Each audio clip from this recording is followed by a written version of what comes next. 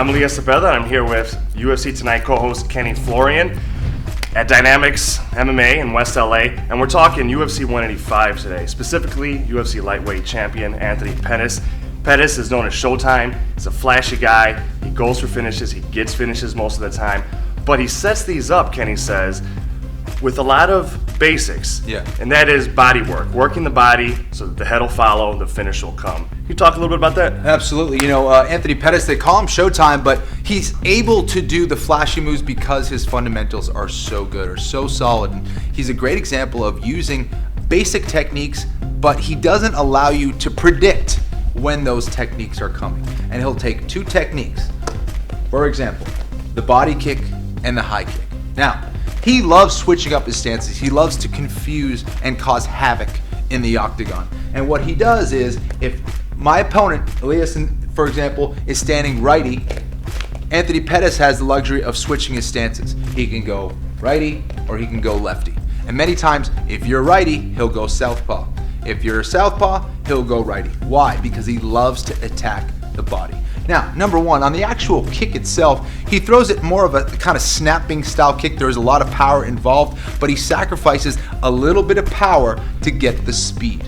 Now, there's no tell. There's no tell to his kick. It's very difficult to predict when it's coming. First of all, because he throws a lot of variety, but number two, he doesn't twist his leg over and tell you he's going to kick. A lot of guys, before they kick, they throw this out, and what that does, it allows your hip to swing all the way through.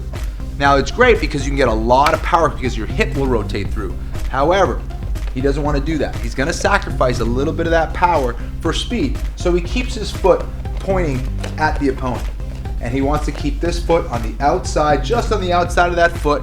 So now he's in line for the kick.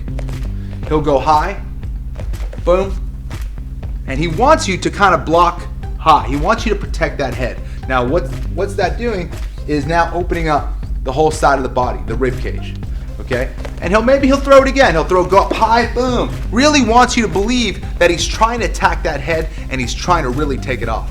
So now you start getting very defensive. He really starts blocking, and now he goes low.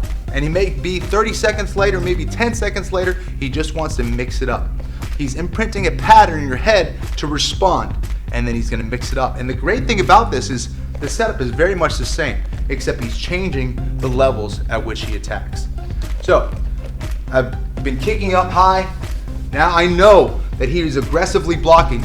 Now I know that body is available for me. So now I'm here, boom, and he gets all shin. It's here, boom, right here. And he wants to just go up at an angle, attacking the liver side of the body. And what that does is really shuts you down. It shuts down the body. It takes your breath away completely. We saw him do it against Donald Cerrone. He was in the southpaw position, Cerrone in the right-handed position, and we saw him do it against Benson Henderson. Prior to that armbar, you could see Benson Henderson was really wincing because of the body shots that he was eating. So just a simple way of attacking the body. He gets you to block high, takes out the ribcage. There you have it. If he does it again on Saturday, you can say that Kenny told you.